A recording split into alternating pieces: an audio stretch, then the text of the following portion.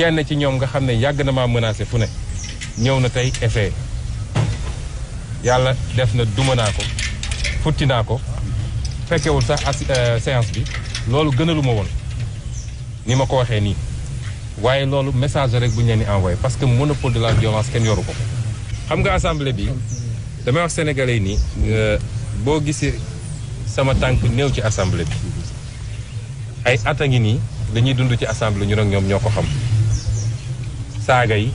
xaste yi yooxoo yi waaye yooyu yëpp mën na jàll. tanet ak nu mu tuut tuut kilifa lañ ci réew mi ndax ñi ne fii yëpp ci assemblée bi gëw ma ni am na ci ñett yoo xam ne tey am nañu mbébét ni 2024 bëgg nañu yor réew mi kon man mi am mbébét boobu te bëri sénégalais yoo xam ne xoole nañ mbébét yooyu dafa am lu ma war a moytu moo tax mun maa bàyyi mandat député bi parce que ñi ma wóolu ba bëgg ma ñëw assemblée jox nañ ma ko waaye mënumaa permettre sama bopp di ñëw assemblée ñu may provoqué wala ñu naan dañuy dal sama kaw muy mbir moo xam ne équilibre bu mooy ut la ñu bëri dañ naan Sonko bëriwul tànk assemblée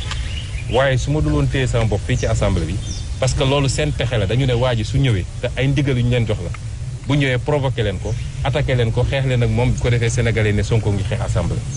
comme ça ngeen cassé image am loolu nag boobu ba léegi ñu ngi koy moytu waaye loo gis am na fu mu yem tant que yaa ngi may xas yaa ngi may saaga yaa ngi may tudd dinaa tënk sama xol muñ ko waaye nga ñëw ne danga may attaqué physiquement wax dëgg yàlla tollooguma foo xam ne gis naa góor yàlla goo xam ne ak noo munti toll di nga ñëw attaqué ma physiquement ma seetaan la comme ñoom nag recrutement nervi ak terroriste mooy seen spécialité